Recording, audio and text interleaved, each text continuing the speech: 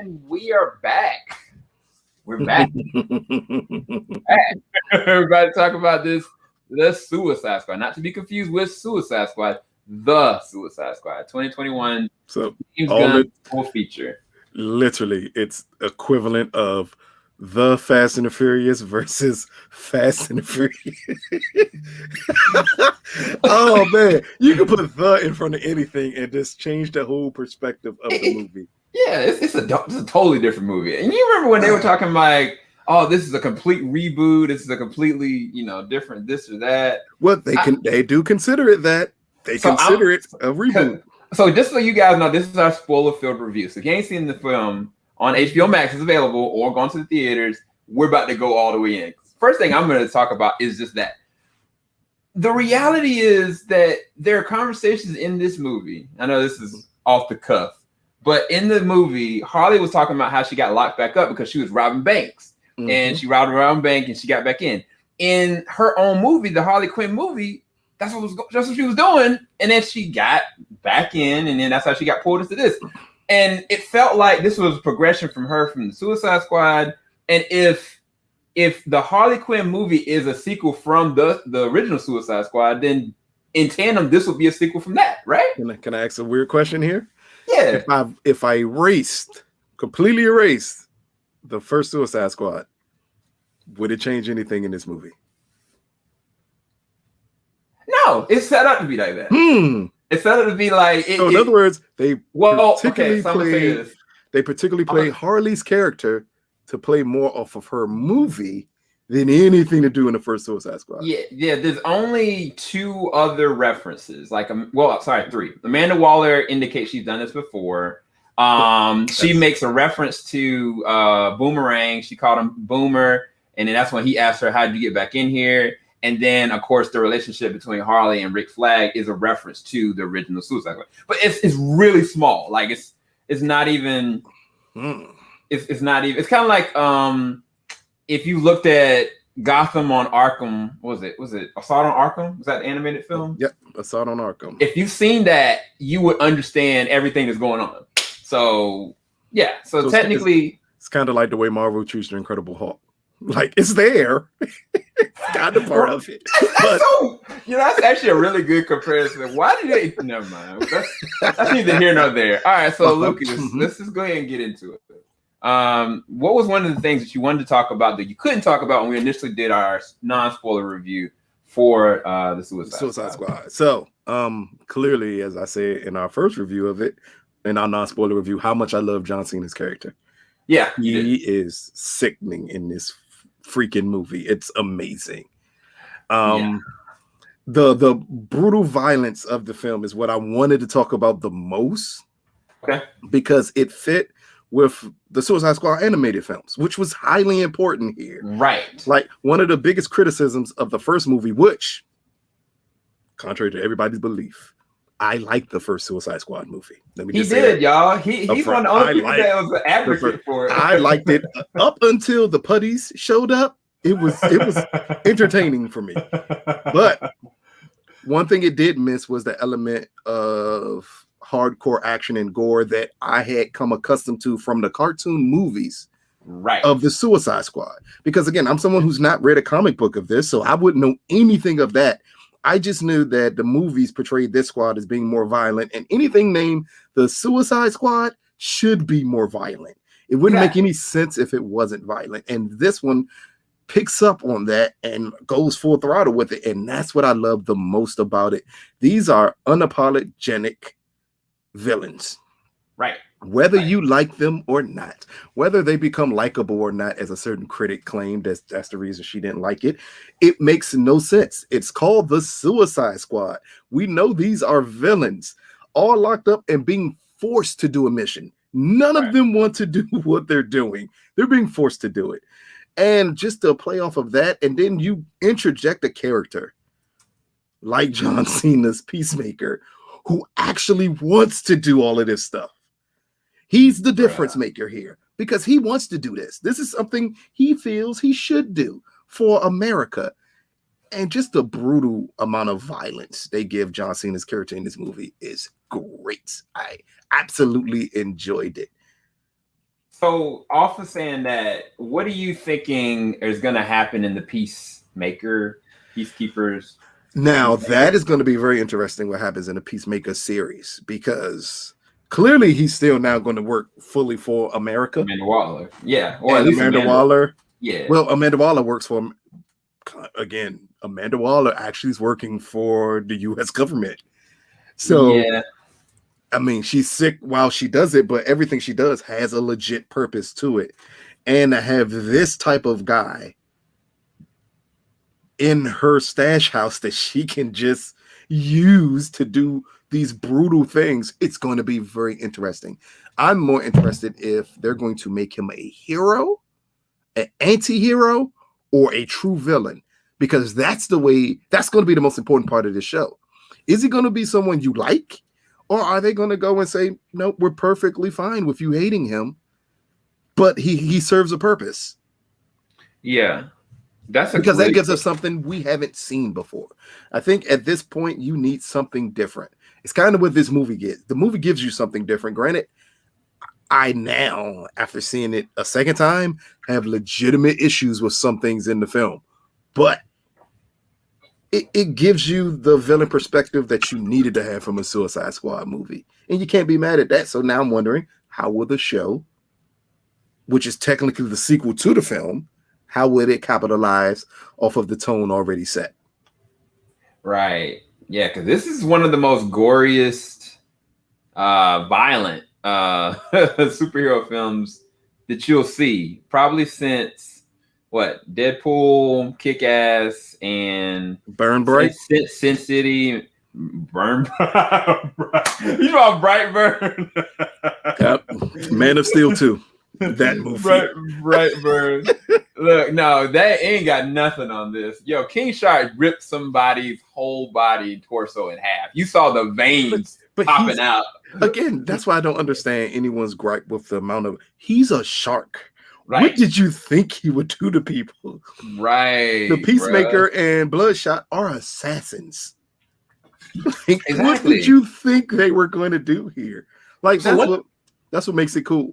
One thing that I didn't pick up on the second time watching was the fact that when Amanda Waller was, because Bloodsport was like, why did you pick him? He got the same exact backstory as me. He's got literally the same exact skills as me. And then I didn't put together, it's like, oh, she was planning this whole double cross from the beginning. She was like, oh, okay, he's going to take out Bloodsport, and then Peacemaker's going to carry out my mission. They're all expandable. I don't think it was necessarily taking out Bloodsport.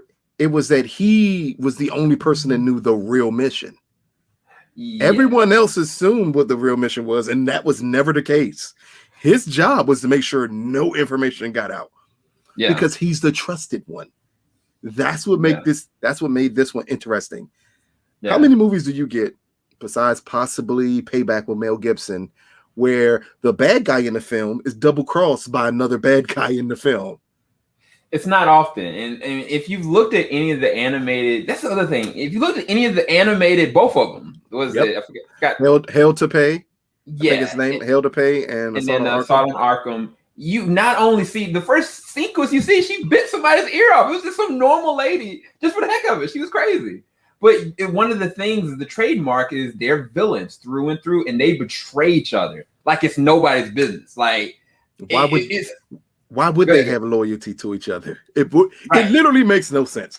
Right. You're forced to be together because a planet bombs into your heads, or in the point of Idris's character, I use your child against you to do this. Like, what did you think was going to happen?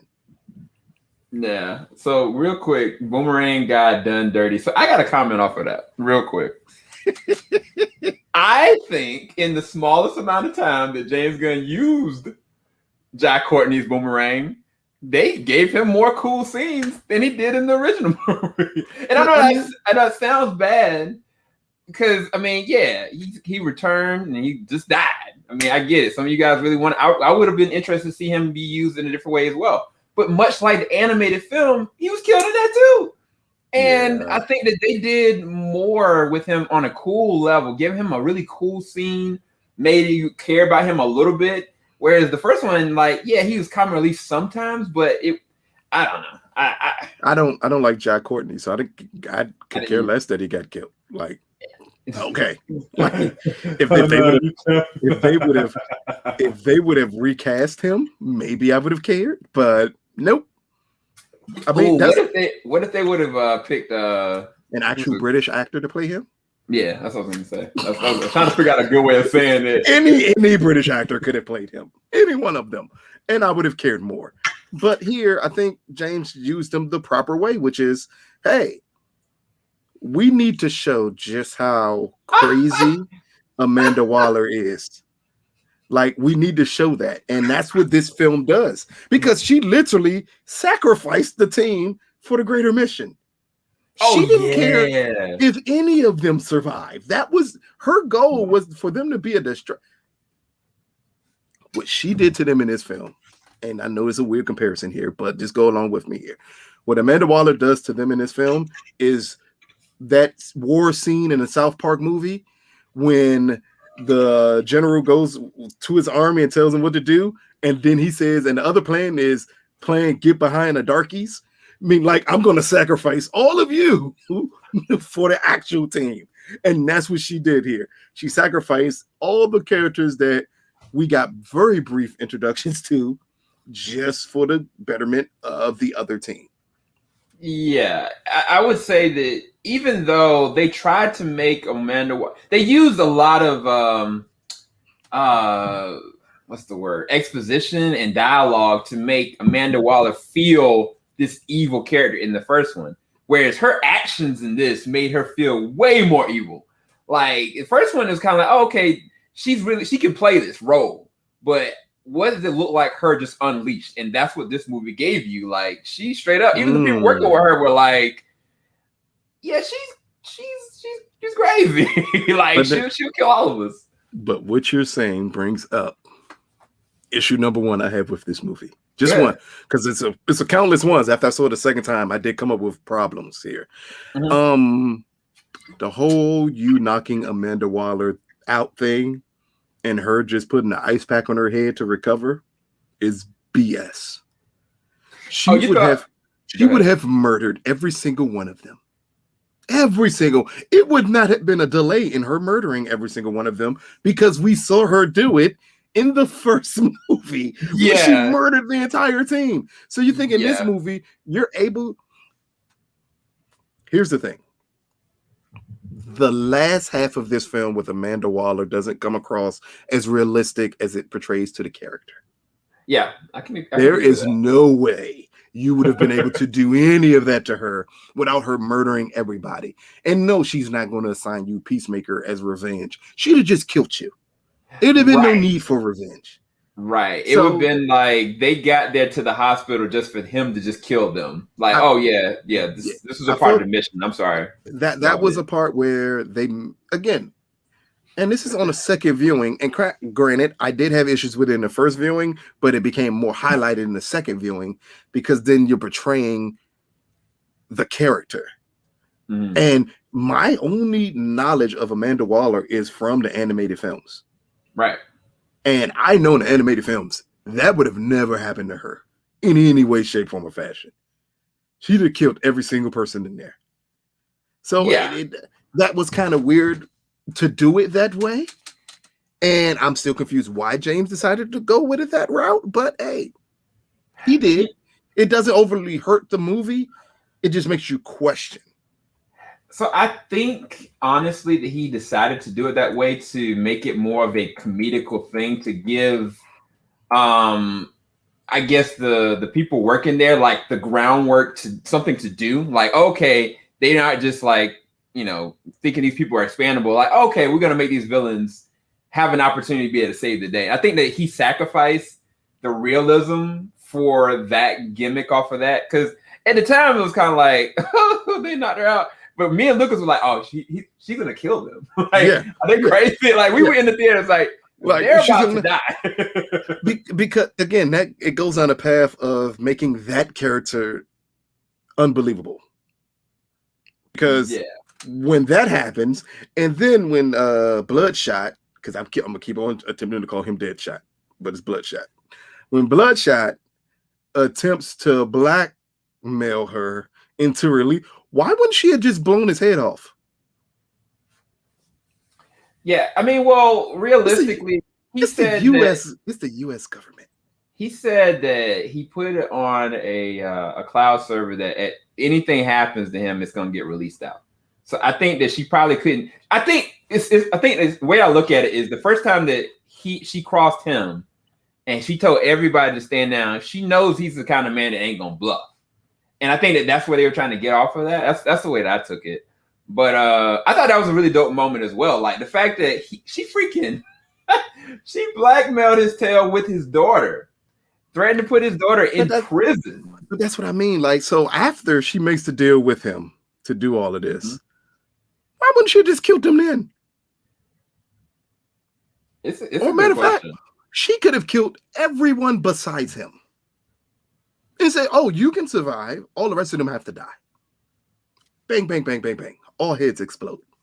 It would have made more sense for her character to do that.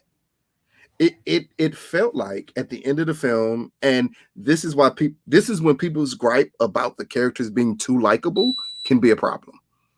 She should have killed them all. They're all bad people. There's not a single one of them that's a good person.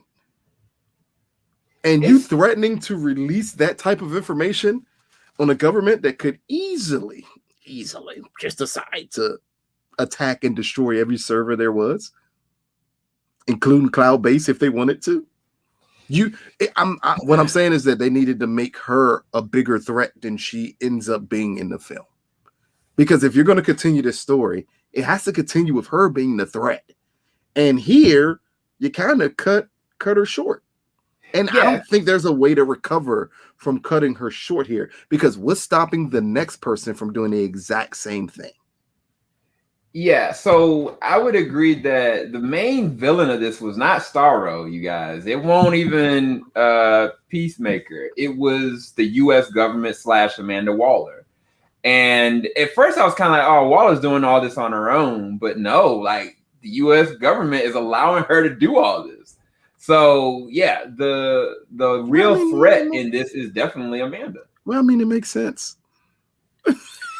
Wait, what? What do you mean? See, here you go again. Look, you cannot tell me the purpose of Starro and what they were doing didn't make sense.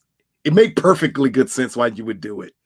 Whether you think it's an evil thing, yes, that's up to you. But logically, in your mind, you got to understand what she was saying is realistic and should happen. If I have to sacrifice this little country to get what I need to get, of course you do it. Oh my gosh, Lucas, here we go again. Of course you do it. Like, again, it's something that I think is a great part of the film because it rings so true, because I think that's what any government of any country would think. Like, yes, that makes perfectly good sense to do that. Mm. Now, the other thing that I always wanted to bring up that we couldn't do in a non-spoiler discussion is in the first movie, one of the biggest issues that people had was that the main villain in a Suicide Squad movie presented them with a world-ending scenario. And people said, wait a minute, Suicide Squad doesn't necessarily do world-ending scenarios. Well, this one did the exact same thing. Like, this is a huge monster that, in all honesty, is a world-ending monster. We know it's a world-ending monster because we introduced to him through the Justice League. Yeah, this is the first villain that the Justice League ever fights. Guys. So it's a world-ending threat. So to me, again, off the second viewing, I still love the character Starro as whatever he's supposed to be in this movie. I really do like it a lot, but it did make me question why would this be the villain for them to fight? Like, in all honesty, the general would have made way more sense for them to fight him and him be the main purpose for the movie, because that kind of aligns more with what the Suicide Squad is. Granted, in the end, it's not a bad thing that they did Starro at all. And it's very, very interesting that they did Starro and the way they did this character, because he's a big starfish. Like, in the end, like, so it's very interesting the way they did it. But I can see some people who had gripes with Enchantress being the villain in the first one because that's a world-ending type of villain. Them having the same issue with this one because you put the squad again in a world-ending scenario, and that's a scenario they should never be in because, as I say it with Marvel, and I always say it with Marvel, it makes absolutely no sense to me how one hero has a threat that's a world-ender and no one else shows up. How is Starro there? And I don't see a Lantern. I don't see a Kryptonian. I don't see a Bruce Wayne. Like, why don't I see the other heroes who understand the threat that this thing is? Yeah, that's all it is. It brings questions of that nature. So this is the thing that I had thought about because I had pondered that too. Second time watching it, I was kind of like, Superman probably should have showed up. Yeah, because if he would have showed up, it would have made sense. But okay, I'm gonna give you the alternative. The reason why I say that the problem reason why he didn't go down that route is because if they would have shown up, they most likely would have gotten one of the stars on their faces. And at that point, if Superman gets one of those stars on his face, everybody's done. It doesn't even matter. But what I'm saying? Does that make that an extremely interesting movie? It does. It does. But at that point, if Superman gets it, it don't even matter, bro. Like, it's kind of like, but I don't could be like eliminate them now. And but do you think as a hero that should be a deciding factor in a world ending, like the elves in Thor 2? And I've always questioned, where the hell was everyone else at? They were clearly going to take over the world. That's how it is here. Granted, I think they attempted to solve the issue by Starro saying, this is my city now. Because then the illusion is he's not going to expand past this. Yeah, that's what he said. But which unrealistic to me. It's not unrealistic, but it brings a bigger issue. As a Superman, a Green Lantern, an Aquaman, do you allow this starfish to rule over a country with no one stopping him? Honestly, the Green Lantern would be like, wait, there's an alien on the planet that's been for like longer than Superman has been here, and I hadn't known about this. Oh yeah, no, I gotta take him out of here, you guys. I need some help. But no, again, yeah. So my issue with that isn't so much, why a superhero didn't show up. It was more so that Amanda Waller was like, well, I don't care, just let him stay here. I would have been, if I was a man, I'd be like, yeah, we got a backup contingency of just blowing and nuking the whole entire place. Because that would have made more sense to me as opposed to just letting that, because all these different people are just becoming drones of an army. So I was like, why not nuke everybody if you're going to do all that? Remember what I said earlier about the U.S. not giving a hell about this little country? But it makes perfectly good sense for her to say, just let him stay here. He's not a threat until he becomes a threat to the U.S. If he just wants to enslave all of these poor brown people that we don't care about, that's terrible. By all means, terrible. That's by so all terrible. means, allow him to do it. We're not going to act like America hasn't done this before. It is what it is until it affects them. And that's what makes her character in this circumstance extremely realistic. Until it affects America, she could care less what happens to everyone else.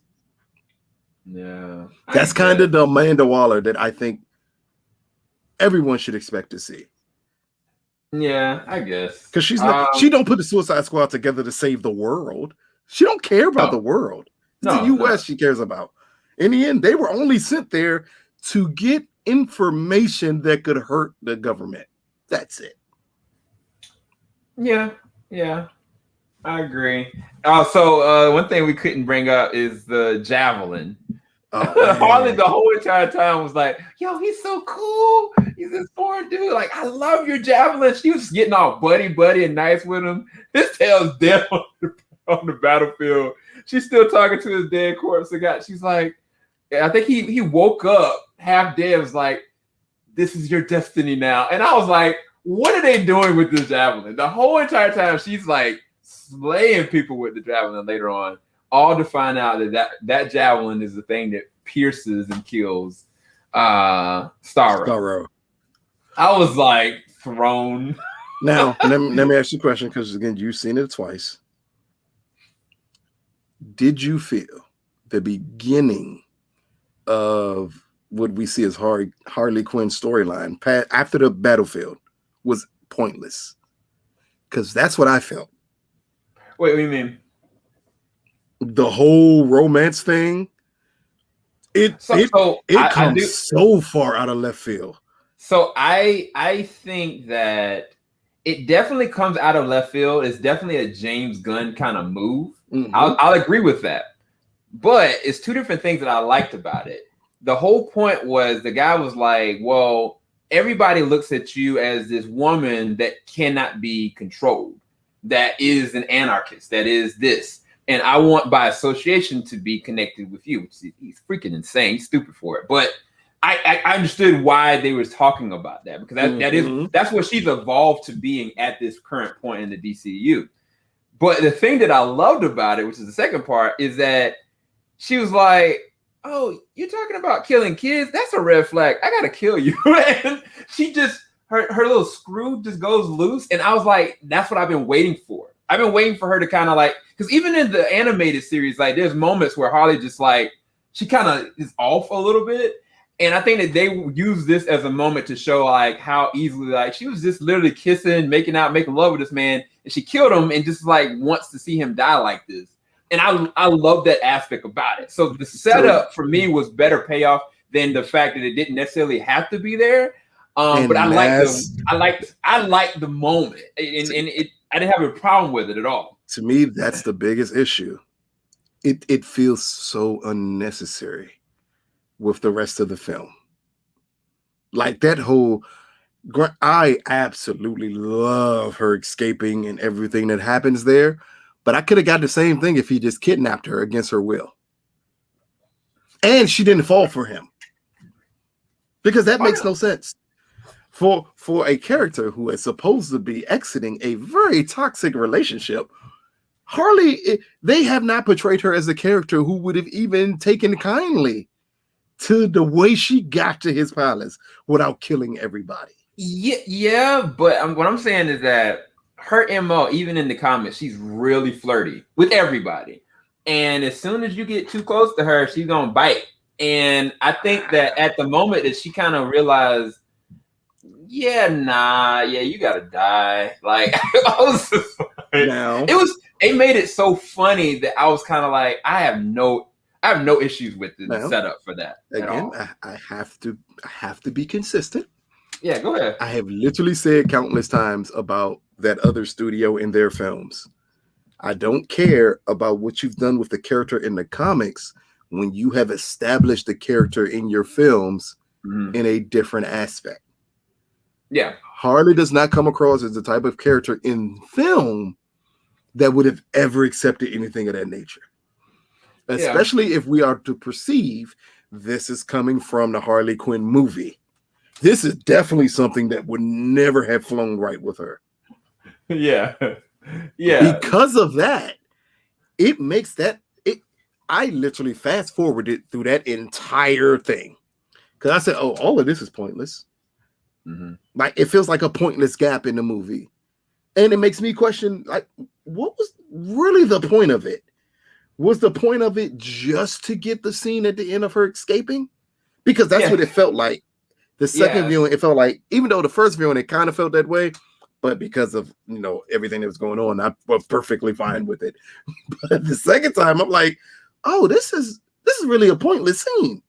So, I mean, it would be more of a question of the guy that was initially in charge not being there at all. Yeah, like him as a character just completely being removed in its entirety, because the transition of power would have just been to that guy anyway, the general anyway. It reminded me, and again, I always have to say excuse me for comparisons because I try not to compare things that irritate me, but it reminded me of when in Endgame, the little when Captain America hits and the little hammer raises and it goes into his hand, that whole scene is freaking pointless because of what we know of the character. It felt the same way here with her in that scene. I was like, oh yeah, it's not necessary. I'm not getting anything extra out of the character by that way. In all honesty, I'm dimming the character down some by doing it that way. So that's what, yeah. Oh, hold up. In the first one, yes, it's with the Joker. This dude ain't the Joker in any way, shape, form, or fashion. And they literally explain all of that in her own movie. And that's the problem. At that point, we're not being, again, it's the same issue that I had with Amanda Waller, and you kind of take away the realism of the character by doing that. And these are the only, let me say, these are the only two characters that it does this with. Now, for some people, that may be an issue because amazingly, it's the women characters that they do this to. But it's just an unrealistic jump for these two characters to take. Yeah. So one thing that me and Matt talked about earlier, when it came to Harley specifically, all that aside, that scene aside and that moment aside, I feel like this is one of the best from an action and from like a usage of Harley when it comes to like her working with the team. Like she tried to protect Polka Dot Man. She tried to protect King Sharp from those things being on him. She really has evolved into a fully realized character at this point. And even to the point of what she wore, like she didn't have anything too revealing at all. Like James was really classy in the way that her attire was done. And I'm pretty sure Margot Robbie had a big pull with that because I think she's one of the executive producers on this. I know she was with her movie, but I don't know. No, I don't think she is here. But you think that plays a lot into the point in her movie? She wears absolutely nothing revealing. The only movie that she wears anything revealing in is David Ayer's movie, the original one. Yeah. Like she's not revealing in her movie at all either. Yeah. But again, I mean, I have no issue with the action here. Again, I could. All of this is nitpicking. I literally gave my score to movie, so you know how much I like the movie. I'm just also going to point out, why would Harley Quinn be a team member for any of these people? She's literally a psychopath who would gladly watch all of them die and not have an effect on her. So that's where I said that this felt like the Harley from the animated series, more so than it did the Harley that we've seen before, even in David Ayers. Because the Harley animated series, I mean, she's constantly around, you know, a group of folks and she's trying to stick her neck out, even though she's half crazy. You know what I'm saying? And that's what I kind of felt like this was the closest we've got to that. So do you think that then that would mean they completely changed this character from the way they established her already in the movies to attempt to match her closer to the animated series? Again, if I'm going to be consistent, and you too, because you said it too, that would be an issue. Because if another company did it, I would have called that BS. And I'd say, wait a minute, did you just change this character because you've established them a different way in a different universe that you're going to completely change the aspects of this character? Because that would be an issue. Now, again, don't go by, Sam, don't go by how much you like the movie. Literally just go by what you just said. It is much closer to the animated series than what you have established in the films for Harley Quinn. That would be a question mark, because then that makes no sense. So I'm gonna say this. The way that I look at this is the way that they did, and this is a terrible comparison. The way that I look at Thor 1, Thor 2, and then Thor 3, and how Thor 3 takes that character and makes him a completely different, more evolvable, a lovable, and also more empowering character than the first two movies established him to be. It was almost a completely different revamp. Not to say that they didn't take from different traits with Harley from those different films, but I think that they decided, like, okay, we're going to do this a completely different way. So yeah, no, it is. I can see where some people would be very jarring behind that, especially if they're like, okay, this is not the Harley that I got from her movie, or this is not the foundation behind what they've kind of built. I can understand people's gripe behind that. But for me, I'm kind of like, I'm getting the best of both worlds. I'm getting three different versions. I like this. I'm I'm all with this. But yeah, no, I can get where some people, if they really were pro, from a continuity what's standpoint, you understand what's the the issue. director of the Harley movie? Kathy Yang? Yen. Yeah, because a lot of people were advocate for her movie. I personally didn't like it. We've talked about this before. I very much so. I just didn't vibe. It was, but that was more of a tonal issue than anything else. But I thought that even with the tonal issue, it still established a great Harley Quinn.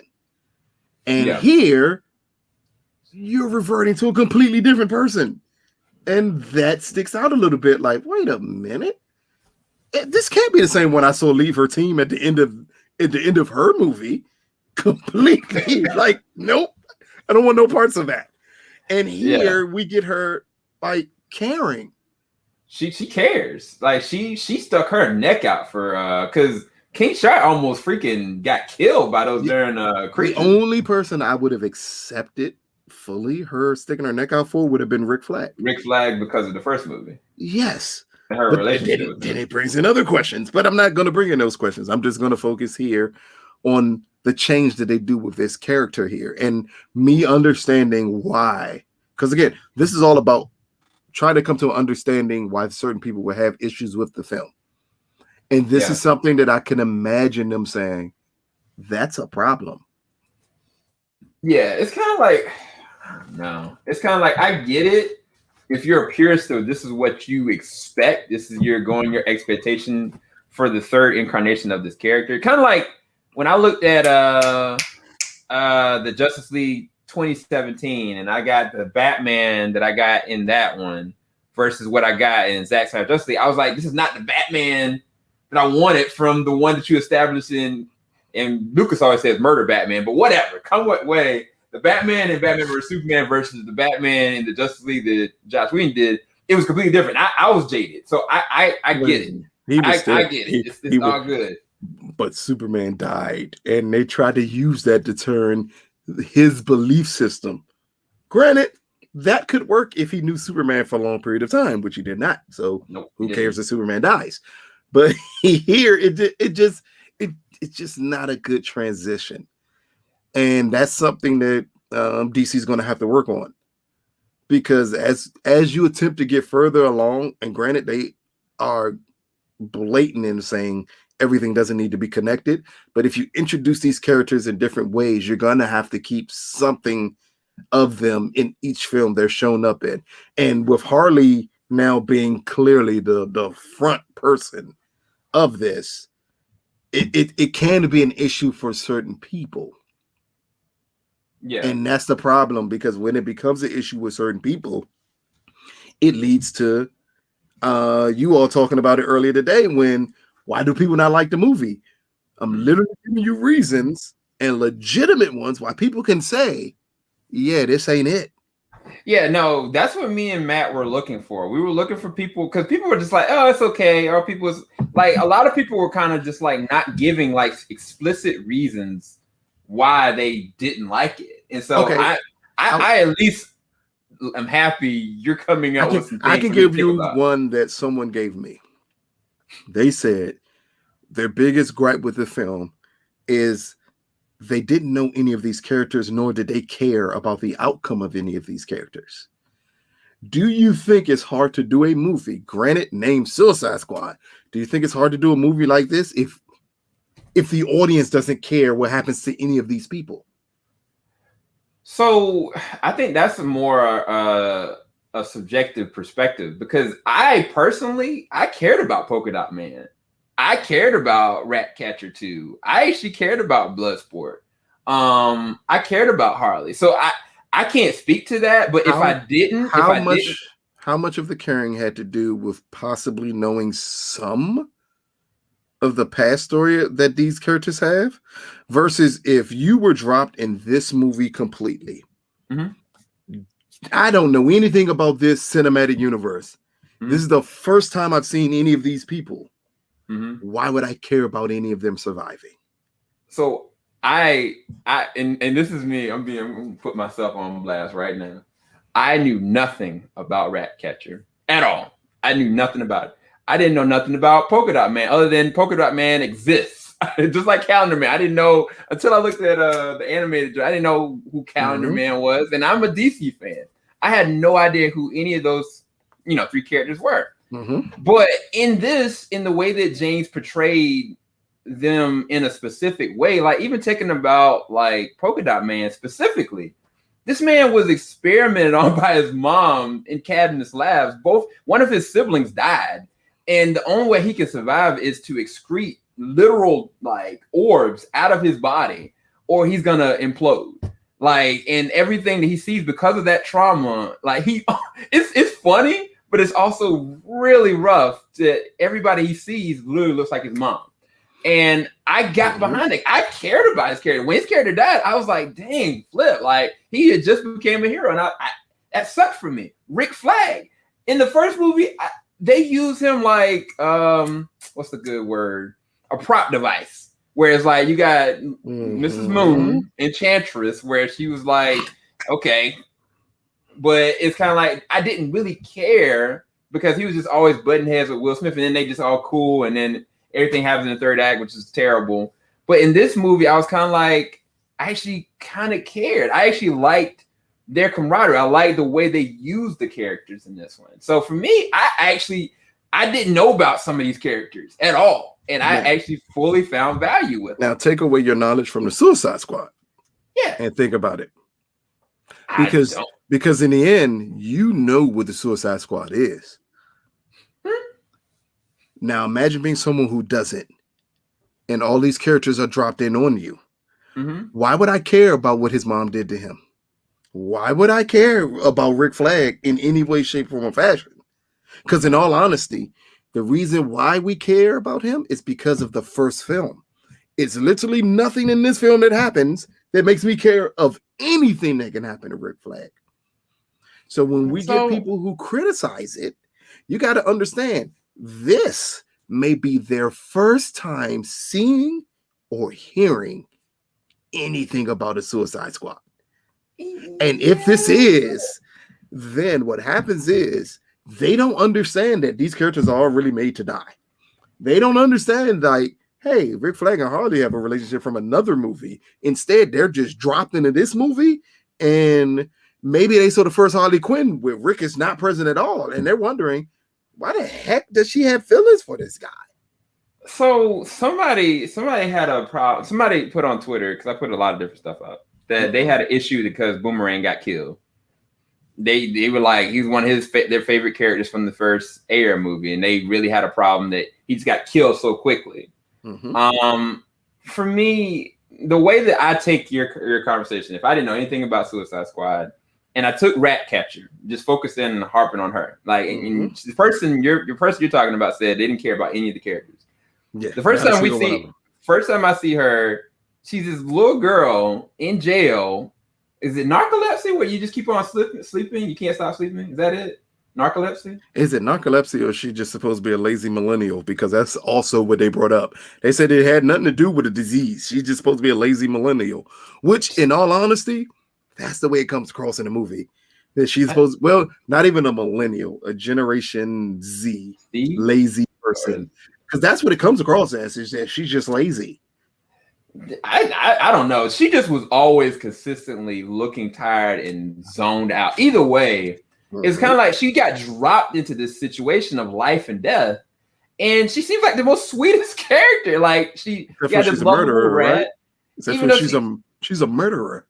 But by who? Because we were talking about this before. Is that her dad was the original murderer? Her dad was the original person that had all these things. He was the original all this. Yeah, he passed down all this stuff to her. But then she did something to end up in jail. But they never said what. They never said she actually did a murder. She just got caught. And so that is you're literally addressing what some people have issue with this film for. What? Give me backstory. Why is she in jail?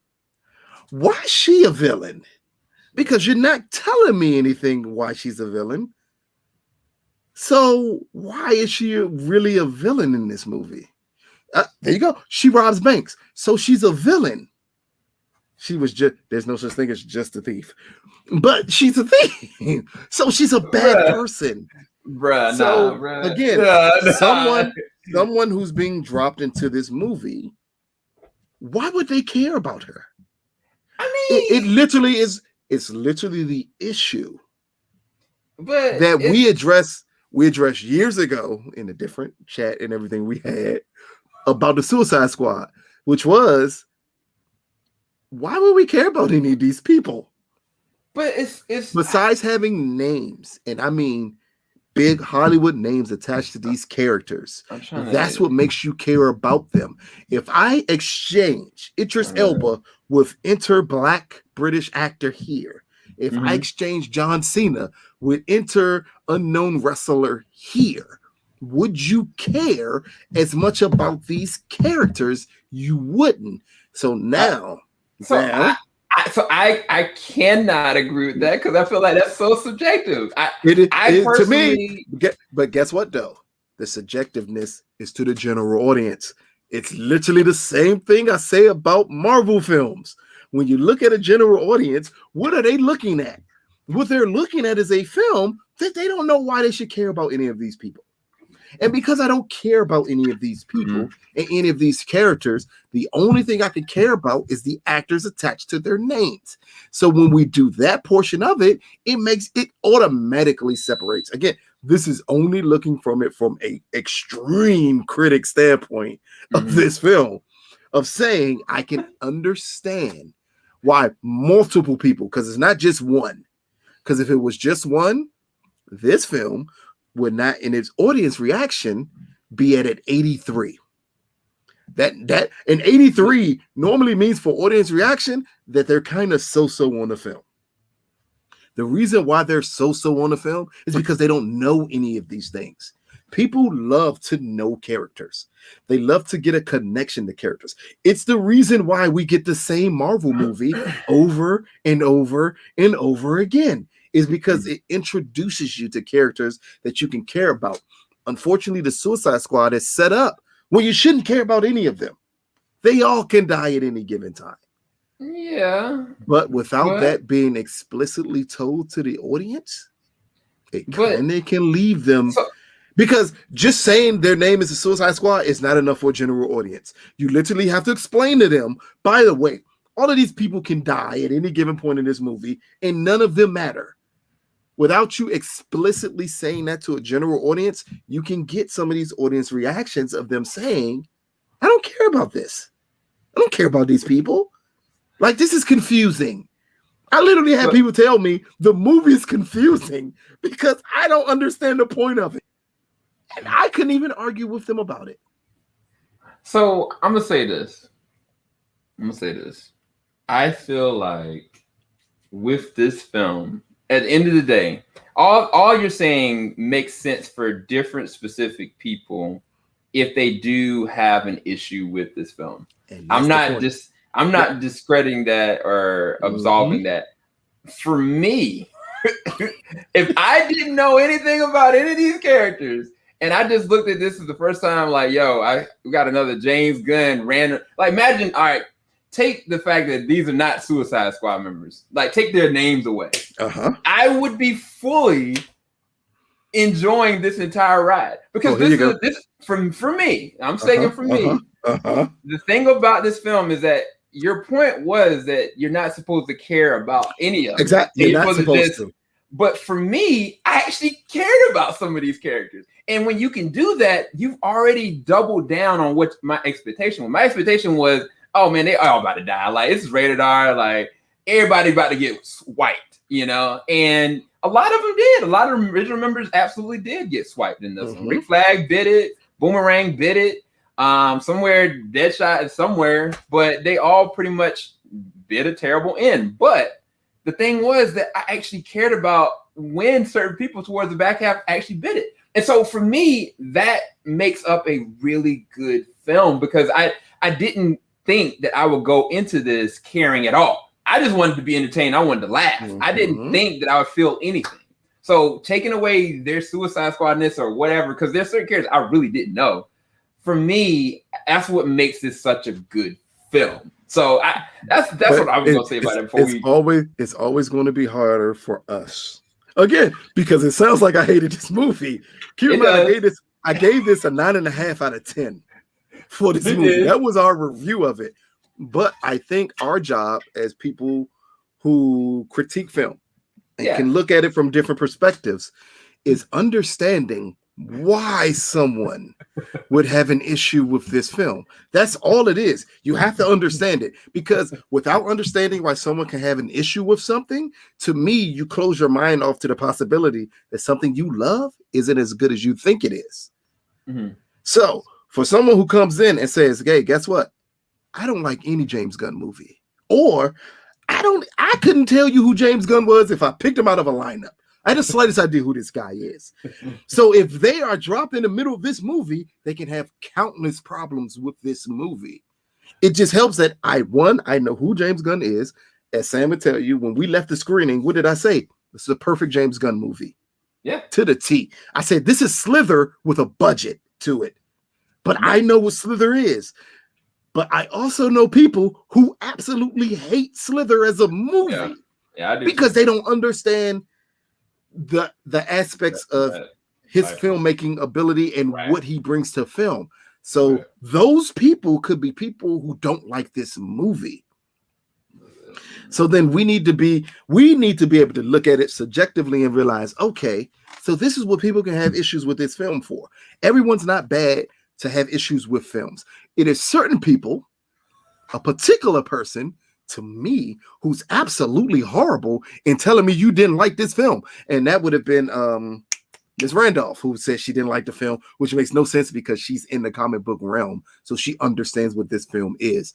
So while I give passes to people who aren't into comic books, they don't know the Suicide Squad. So then they get thrown into this stuff and they're like, this is just, it's not enjoyable to me. I can tell those people, I fully understand why. I can then point those people to the animated films. Maybe you need a little backlog on what the Suicide Squad is so you can understand why the movie plays out the way it does and why people enjoy it. But when you have people who are in this universe already, who understand comics, who did say they don't enjoy it, I don't know what the hell your problem is, besides maybe you like Zack Snyder. And maybe you like James Gunn in the MCU instead, making them childish, silly movies. Maybe stuff like that puts in perspective why you don't like this film. But in that point, you don't like it because it's a bad movie. You don't like it because maybe your studio that you do like could never produce a film like this. Or maybe the director you like could never produce a film like this. So it leads you to hate on it unnecessarily. So here, I'm just here to point out it's legitimate issues with this film that people cannot like. But if you have an issue with this film because you are someone who attached to the MCU and you like the Guardians of the Galaxy and you like James Gunn that much and you can't believe he did a DC movie, guess what? Guardians 2 sucked. And he needed to do something different. And this film is closer to what his sensibilities as a filmmaker is. If you're someone who like Snyder Luther King so much that you're mad that incarnation of the DCEU won't continue, get over it. No one cares about the movie anymore. You got your movie. It's time to move on, move past that, and enjoy what you're getting in front of you, because I'd be damned if this ain't an enjoyable film. This is something that I would champion. The point that I said from the beginning, that I would take my time to explain to people who don't like this movie, who may don't know the Suicide Squad, to check out the animated films, because maybe you'll appreciate what you're getting more. I'm not doing that with every film. I'm not trying to explain to people why you should like Zack Snyder's movies. They suck. You shouldn't like them. I'm not explaining to you why you should like Guardians of the Galaxy. I love the first one. The second one is one of the worst movies Marvel has ever put out. But that's not a reason to hate this movie. Take it as a grain of salt. If you love comic books and you're into comic books, this may be something that you should enjoy. So when I take my time to listen to someone who I respect, and Sam doesn't particularly respect this person at times because she flip-flops a lot, but I like Grace. I like her a lot. I believe her insight is highly important. When I listened to her review of this movie, I had a multitude of questions that didn't make any sense to me, but it felt like someone who just wanted to complain to get attention. That's not what you're supposed to do. These movies ain't made for you to complain to get attention. These movies are made for your enjoyment. This is an extremely enjoyable film. Even for people who don't know who the Suicide Squad is, you're telling me I don't care about these characters. Maybe I have to give you a backlog on why this film plays out the way that it does. But people who are in this genre, who know comic books, who know comic book movies, if you don't like this movie, it's because you're going into it with your own personal issues that you need to deal with. Yeah. Maybe you have mommy issues like Polka Dot Man and you have issues with it. Maybe you are in a situation or a marriage that's not working out well for you and you feel like your husband has trapped you and you feel like Harley Quinn. Maybe that's why you don't like this movie. Maybe you don't have a relationship with your children and maybe your children hate you and maybe like Bloodshot's character. Maybe you're someone who loves to wear a red hat. You love to talk about how much you love America and you want to do everything for America and it's not working out well for you. Guess what? Maybe you're a peacemaker, but that's not a reason to hate the movie. What it is a reason for you to understand why something like this needs to be made. Maybe this is something that brings enjoyment to a multitude of people.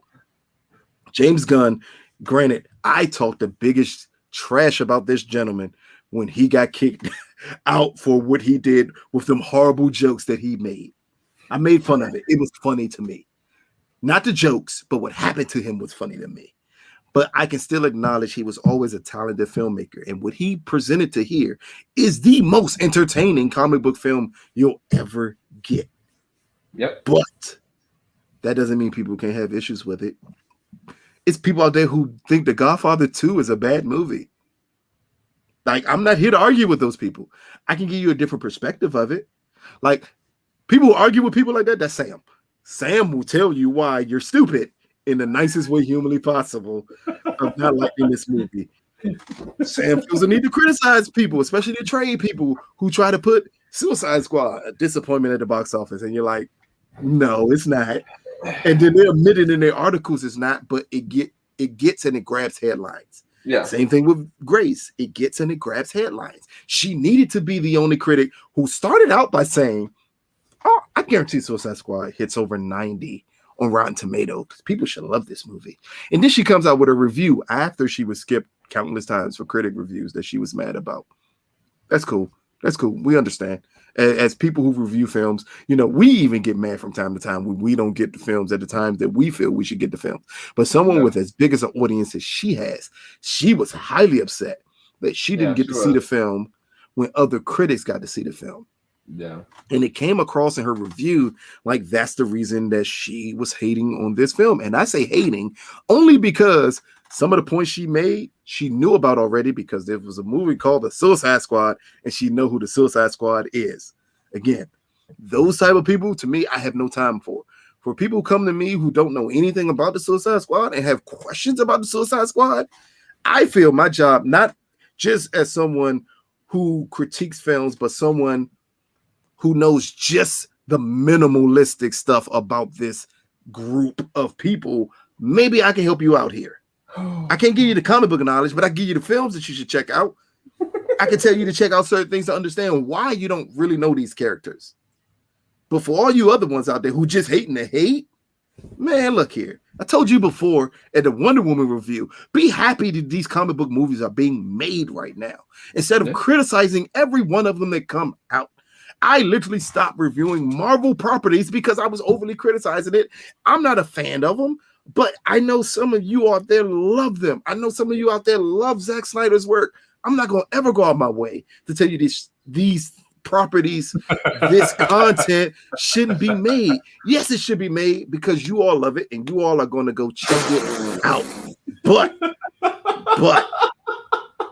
that don't mean I got to like it. Okay? Enjoy what you enjoy. It's some of you out there who love Black Widow. That's a horrible movie. But it's some of you out there who absolutely love it. It's some of you that's going to love Chang-Li or Shang-Ching or whatever that movie is named. Shang-Chi. Some of you are going to love that movie. And guess what? would you ever thought 10 years ago this movie would have got made for you to love? Do you think you would have gotten an Eternals movie 10 years ago? Do you think you would have got a Suicide Squad movie 10 years ago? How about a Blue Beetle movie, a Supergirl movie again? Like these are stuff that you all need to enjoy instead of unnecessarily hating because maybe the director that you love can no longer make movies in this universe. Maybe because the other director you love has skipped a universe that you felt he should always be attached to and decided to branch out and do something different. This is what you want. This is what makes DC films better for me. Oh my God. Than Marvel films.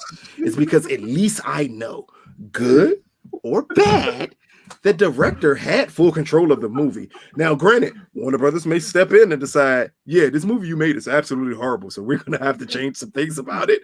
But they go in with a good enough heart to say, we're going to let you do it.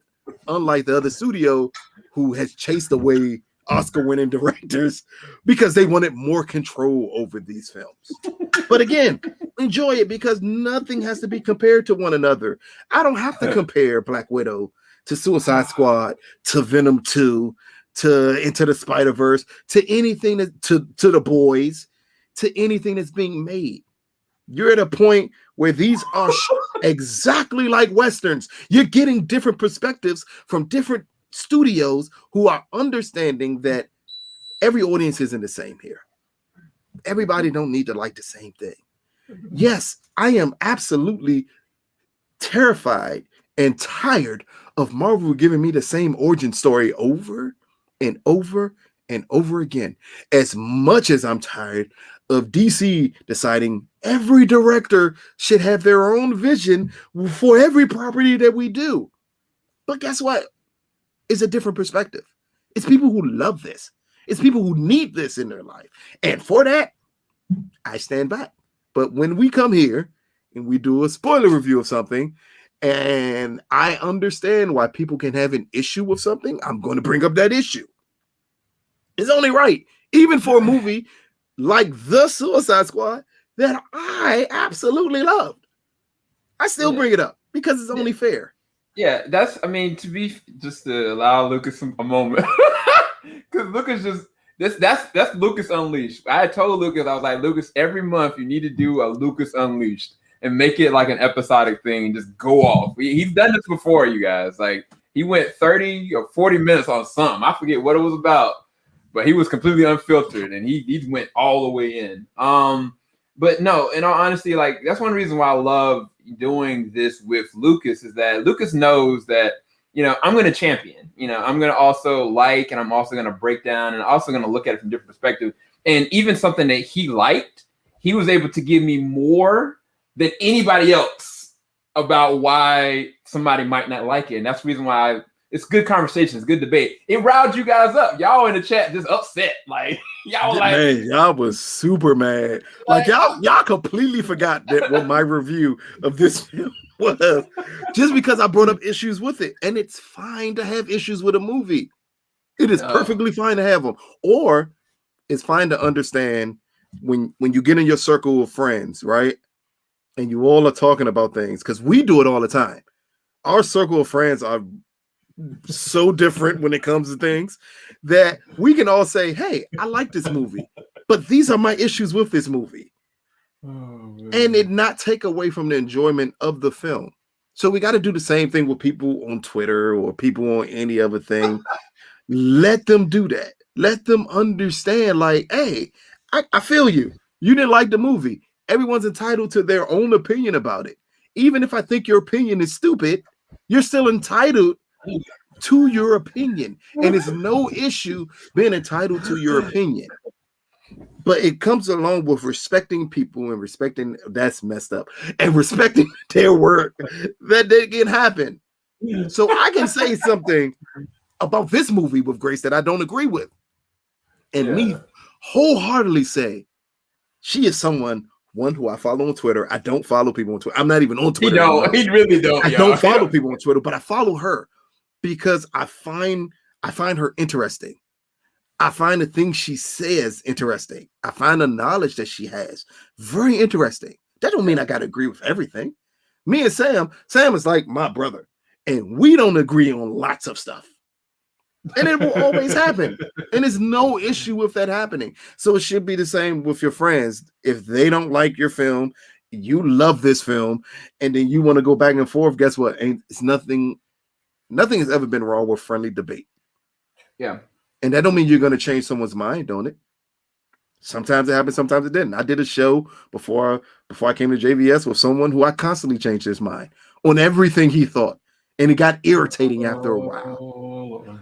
But it can happen that way. But in most times, people stick to the things that they believe, and there's no issues with that. Yeah. So again, I will have no issue with anybody who tells me they didn't like this movie. I can disagree with you, but I can also understand your perspective on why you didn't like the film. Yeah, and just to clarify, as far as Grace is concerned, I think she's an amazing journalist. She's a scooper. She gets all the plus. I don't know how she gets all the tea, who she knows, but she gets all of it. I follow Grace. I'm subscribed to her channel. So all respect to Grace. Look, if Grace got something to say to Lucas. But what for? I literally said I don't follow any other critic.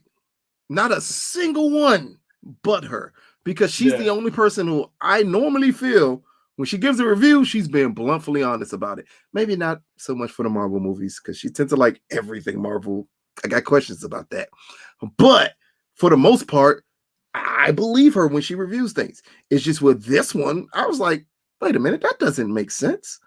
Like, your argument doesn't make sense. So when your argument doesn't make sense, of course we're going to question it. It only makes sense to do so. Bro, y'all are cracking me up in the chat. I can't, bro. Oh, that's a great question. No, it's not even a difficult question either. The best movie of the best comic book film of the year. Yes. I thought that's what he meant. Is that what he said? No, he said best movie of the year. Nah. This year alone, I have seen at least 10 movies better than this one. Yeah, it's not remotely close to being the best movie of the year, but it's definitely the best comic book movie of the year. Yeah, there's two movies that come to my mind. Is anyway, we'll get to that later. I'm gonna say we reviewed one, The Novice, which is much better than this movie. That giant, bro. Like it's better movies, but this is the best. You can skip the year. This is the best comic book movie possibly since Wonder Woman. It is. Like, because you can skip. Well, I have grown to enjoy Infinity War more than I did when it initially came out. So yeah, maybe one of those. Bro, it's blue. What you talking about, dog? Dang, like Tariq did Ghost. I literally review power weekly. That is dirty. Wow. You said Sam shot me? I ain't shot nobody. Wow. I never knocked on nobody. Wow. Sold me out. Anyway, so man, see, Lucas, we said we're gonna do 30 minutes, dog. We're gonna talk about we said we're gonna do 30 minutes. No, we no. Is it something else we need to talk about in the movie? We can do it quick. There's one other thing I want to talk about. This scene right here. This moment right here. We couldn't talk about it at the time, but your boy, Bloodsport and Peacemaker, had it out on the Guy Stern Rebels. And so it is sick. Yes, it is. It is really sick. Like they first off, the way that they were killing people was just entertaining, inventive, and creative. Yes, it was. But at the same time, they were massacring people. Like, I hadn't seen anything like that since what was it, The Raid? The Raid Industrial Guerrilla. Oh, I can name the movie because it's very similar to this one for me. In the brutality of it. Rambo 4. Oh yeah. That's a great comparison. Look here. Great comparison. That, and here's the weird part too. Both of them happened in countries with brown people that they just massacred for no reason. So, do you know somebody on Twitter was like, "This movie was disrespectful to Latin American people"? Oh, I can. But again, I can understand why someone would say that They literally sacrificed the country. Like, that doesn't happen often. But as it pertains to that scene with them going back and forth to prove who can kill who better, I will always remember the Peacemaker as the guy was laying down and he repeatedly stabbed him with his axe as he walked past them. And then stuck it in there. Oh my God. That scene there was like, at that point I was like, yeah, Peacemaker's my favorite character.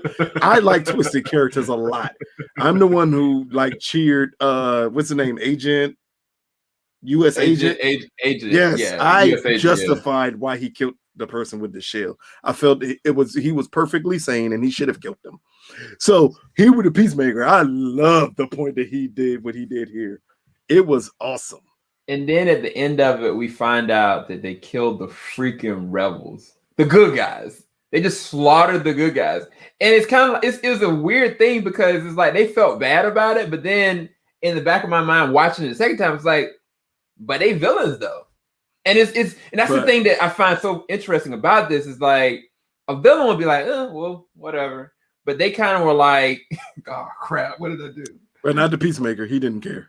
No, he didn't care about anything. Like he was the one that I feel like when Ratcatcher was about to get eaten by King Shark, he was like in his tidy whities. Yeah. And I was like, what you doing, bro? He was real close to saying niggas die every day, B. Like if it happens, it happens. Oh, but again, that's the good part of it, because if we really think about it, the reason they killed all those rebels because Amanda Waller told them they were the bad guys, but she knew who they were. Wait, did she? She sent them to the camp and told them, do whatever you got to do to get Rick back. She had to know he was with the rebels. How could that have been a surprise to her? I don't believe so. So I always assumed that she just didn't know. No, because if we think about it on the grand scheme of things, the rebels, the whole purpose of the rebels was to reveal Starro and everything tied to him. So you saying that she used so it makes perfectly good sense when she was like, no. They holding him hostage. I need you to get him out of there. So would you say that the reason why, in addition to allowing Starro to do all that, it was to make sure there was no witnesses? Yes. You need absolutely no witness that the U.S. government is involved in this. That's sick. That's some sick stuff. That's one thing I put together. Like, man, that's crazy here. Like it makes perfectly good sense for her to do it that way.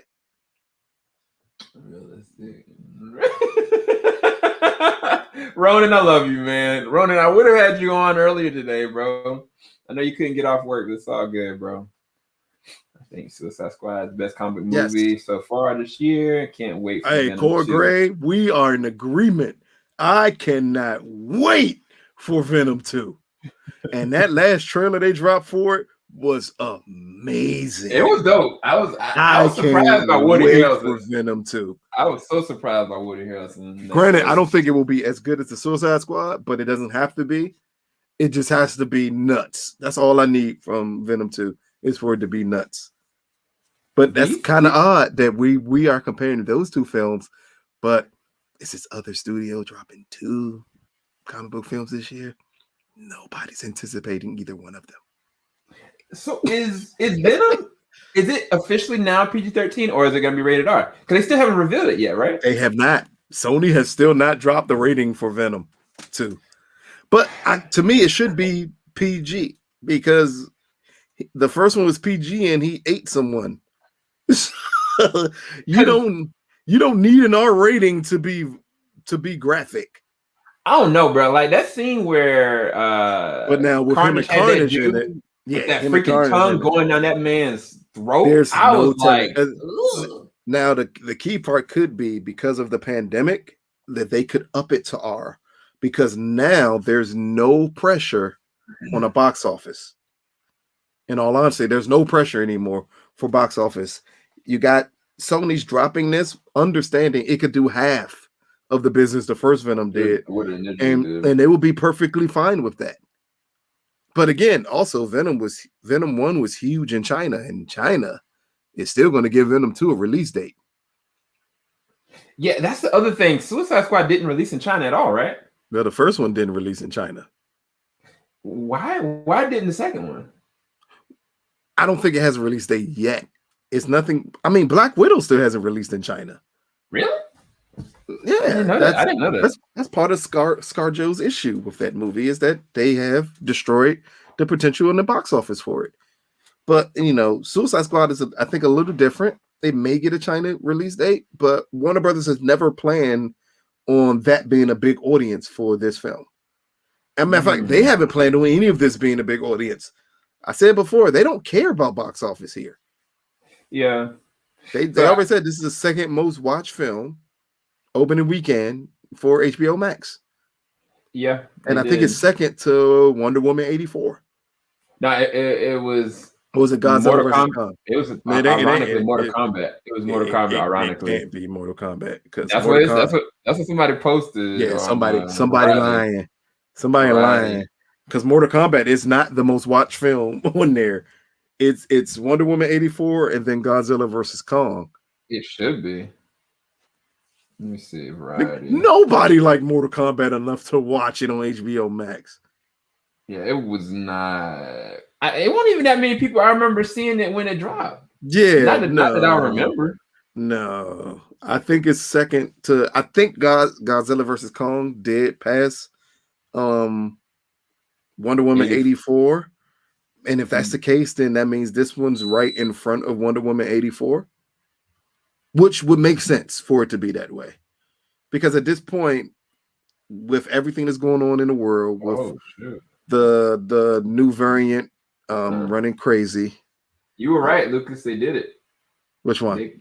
Sony, they closed the 1.2 billion. Oh yeah, that's not surprising. AT&T's been trying to offload that for a while now.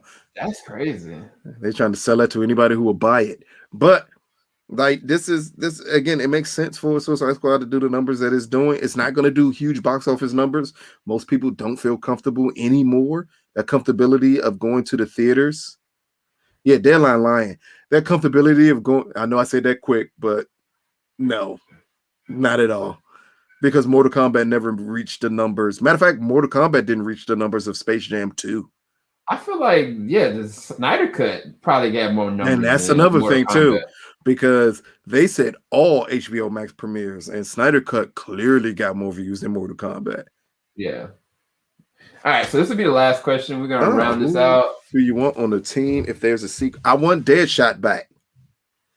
And, he'll be back. And I know James said, but now here's the weird part. I don't think James is set up for a sequel for this movie yet. Yeah. So I think they'll definitely bring him back, and I think he'll definitely do it because again, it's the freedom that they're giving him.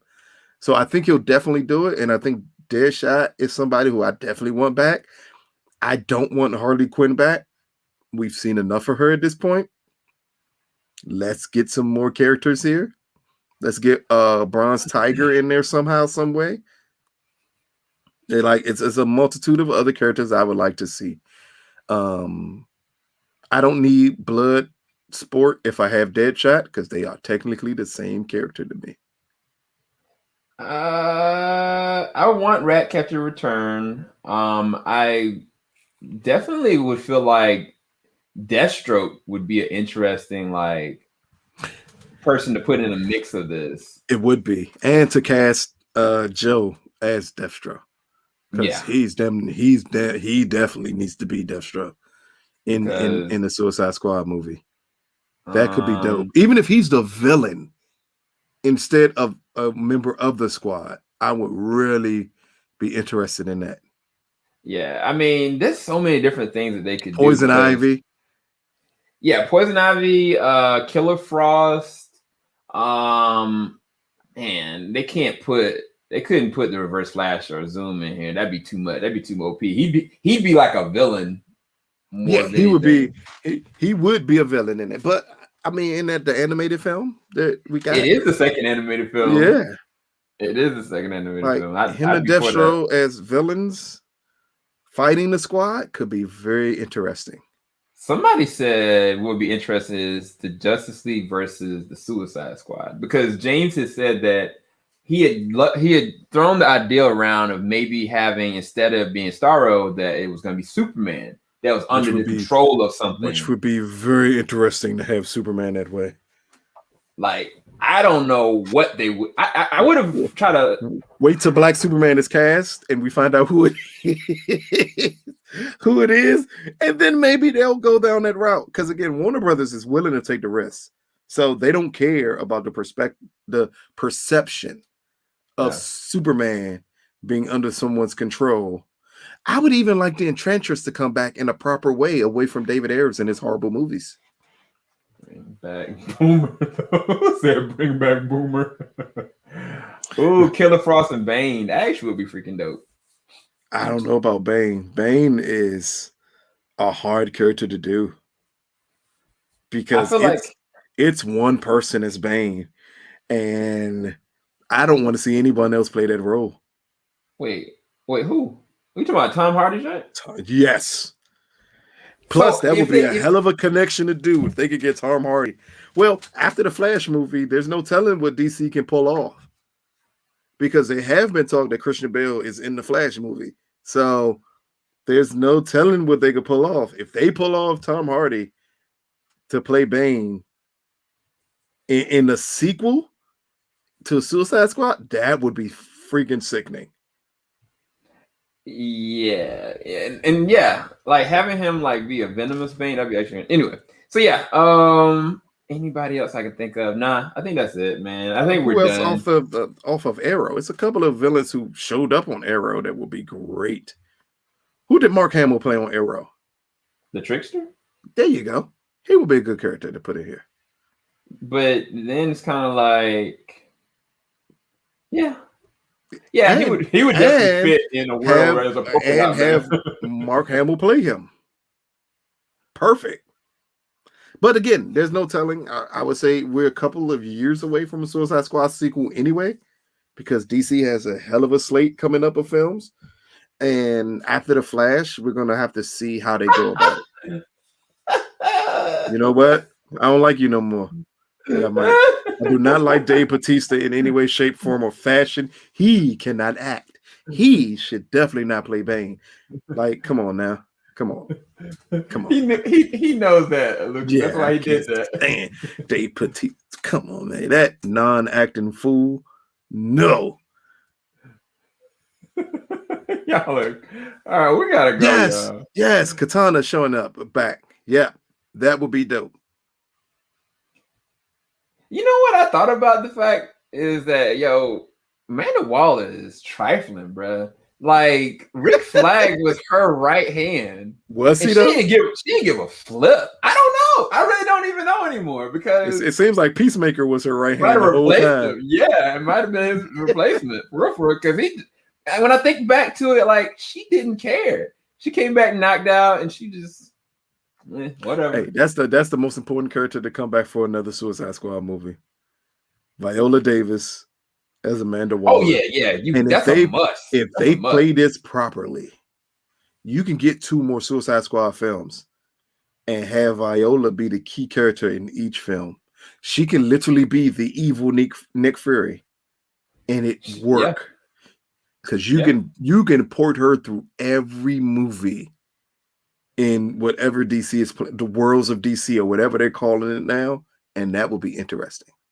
What would be interesting is, I feel like, even with David's movie, it's kind of like they brought up Superman in David's movie after Superman died. In this one, they talked about like Amanda specifically got Bloodsport because he shot Superman with that bullet. They keep on playing it up like eventually she's going to get somebody powerful enough to control. And if she has somebody like a Superman character that was powerful like that, that would be a threat. That'd be a really interesting thing. Then you got a question, because it is someone who's coming out with a movie next year who can be said to be as powerful as Superman. And he's technically a villain. Look, you're doing too much, Lucas. Hey, I'm telling you. Too much. I'm telling you. Be prepared, because again, there's so many avenues open for DC to decide to go in a different direction with certain characters, and Black Adam can start off as an anti-hero and become an ultimate villain. Yeah. Well, the Michael Keaton thing, that's going to be something to watch out, because that may set up Batman Beyond, and that is something we really have to pay a lot of attention to. I would nerd out. Y'all will see the geek come out of me. No matter what's going on, whatever, how much sleep I don't have, I would freak out. Whatever this Supergirl movie is going to be, whatever this Batgirls movie is going to be, whatever this Blue Beetle movie is going to be, like, be prepared. Again, you're about to get an onslaught that I said, and I'm gonna tip my own hat here again.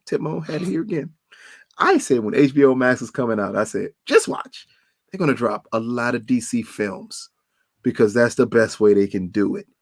These low budget films, and low budget means 100 million and under, or at this point 150 million and under, that you can drop on HBO Max and it'd be perfectly fine. So again, this is going to be interesting. We got time to see it happen, but possibly another Suicide Squad in 2 or 3 years. So would you want to, from the Flash movie showing, Michael Keaton's Batman? That's going to be very interesting. From that point, making a Batman Beyond series or Batman Beyond movie? What do you think Batman Beyond would work better in? A series. Yeah, that's what I was thinking. It would work better in a series, but that'd be way too expensive. I don't know if they can afford Michael. Yes, they can. He ain't that high. But the problem would be, I don't think they would go multiple seasons with it. I think you use it just enough to introduce the character and then branch him off. But then how do you branch him off? It takes place in the future, and you got other future Justice Leaguers. You got an older Superman. There's so many different things. And then you have the Batman universe. And then you have 2 Superman projects coming. Technically, 2 Black Superman projects coming. You have the one, the Michael B. Jordan one, and then that's the television show. The that's the television. That's the HBO Max show. Oh. And then you have the movie, which they haven't confirmed it's going to be a Black Superman, but because a Black man is writing it, people think it's going to be a Black Superman. So it's a possibility you're going to have 2 different Black Supermen, or no matter what, you're going to have 2 different Supermen. It's going to be it's more interesting to see the direction that both or all of these comic book universes are going to be going in the next couple of years, whether it be whatever DC is doing and what they're attempting to set up by acknowledging that they're not big on connecting everything. But along with, you're getting a Justice League Dark movie / series, you're getting the Green Lantern movie / series, you're getting a new Batman animated series that's coming out, along with all these other projects. With Marvel, you're getting, What If is dropping soon, which Sam will be reviewing. Then you get Chung Lee's movie. Then you get Eternals, along with Loki setting up possibly and Doctor Strange setting up mutants somehow, some way, coming in MCU with the Blade film. And then with Sony, you're going to get the interesting part of Venom. Then you get the interesting part of Morbius, which I think also comes out this year. Or was it early February next year that Morbius comes out? Morbius got pushed back to next year. I think it's February. I believe. Yeah. But then it's clear that Morbius sets up a lot of Peter Parker, because his Marvel situation will be over by then. Yep. And the Craven movie, which they are coming out with, and the writer being open about Spider-Man's in the Craven movie. So then you get to see possibly the evolution of Spider-Man from the MCU movies to the Sony movies, and maybe you get the return of Andrew as Spider-Man, as an older Spider-Man. Bruh, that would be, for me, that would be life. If Andrew Garfield comes back as Spider-Man, dude, but then this is what I mean by, at the point now, this is why you all should be happy. Granted, I want you to all understand also, the overload of content normally leads to the beginning of the end of it.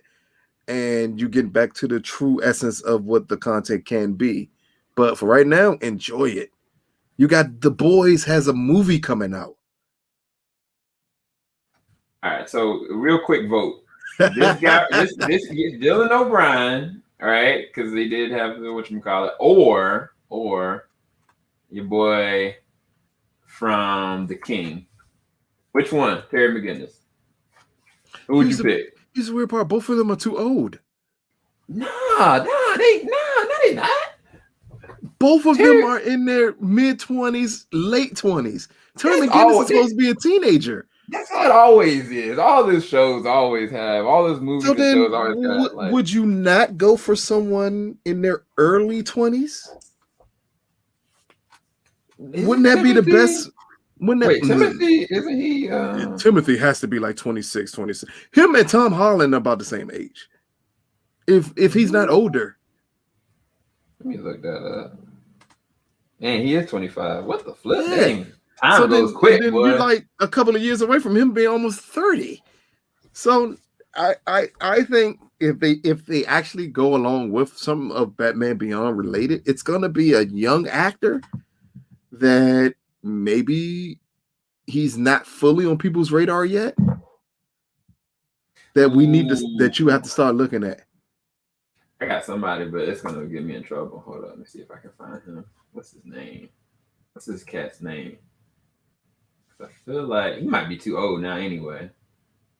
What is his name? Well, if he's in the range of Timothy, he would clearly be too old. So he's already on a show by DC, and he plays a certain Beast character. No. You know what I'm talking about, right? Did you talk about the guy who plays Beast Boy? Yeah. On Titans? On Titans. Yeah. Yeah. No. What? No. I don't know. I think I can throw a wild name out, but he may be 8 years away from being too old to play the character. Who are you talking about? Ezra. And I'm not talking about Ezra Miller. Oh.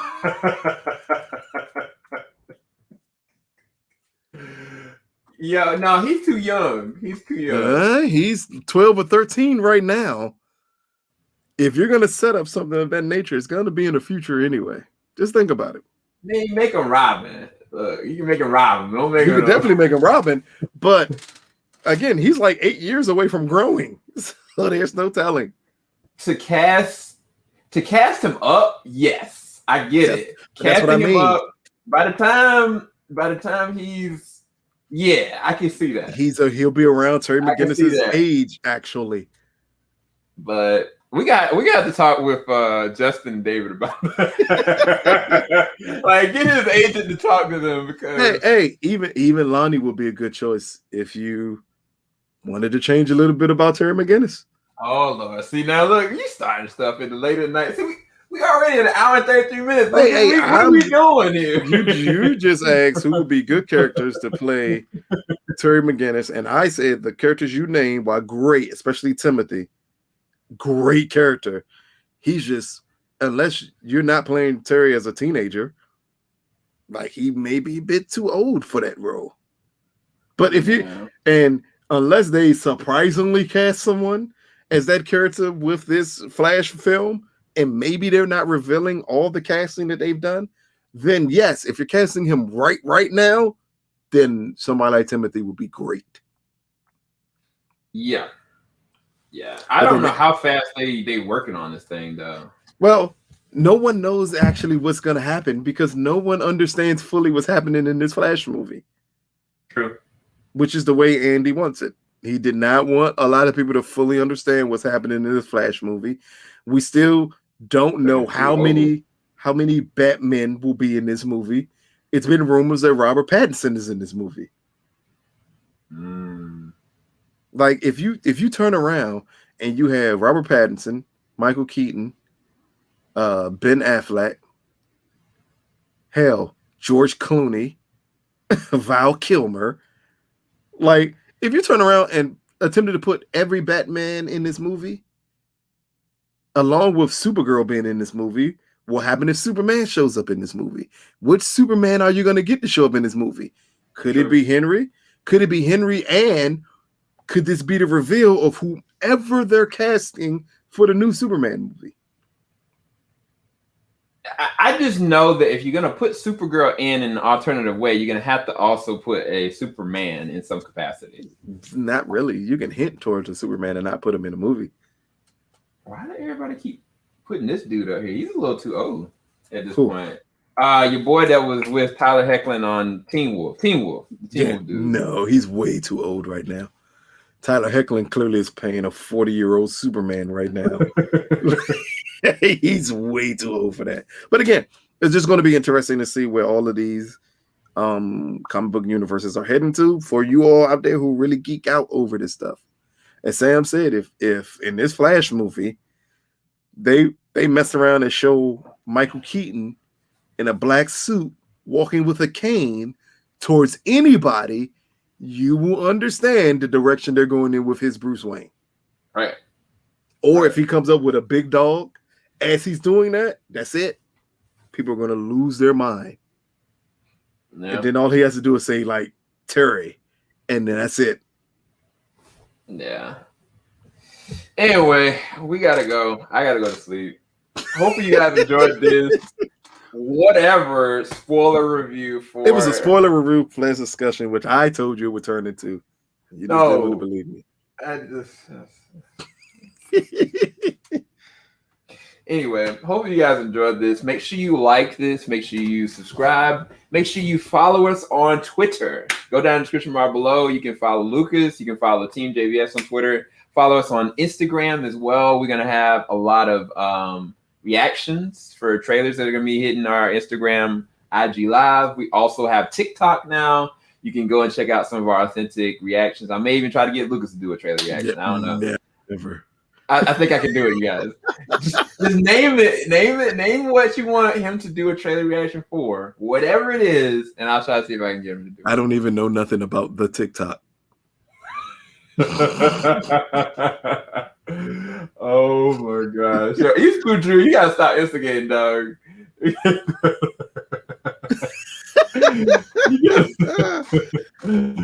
Oh my gosh. All right, y'all. Well, we'll talk to y'all later. We'll be back in a little bit. Dang, when am I supposed to drop this? What if? Pretty soon. Crap. Yeah. Later, guys.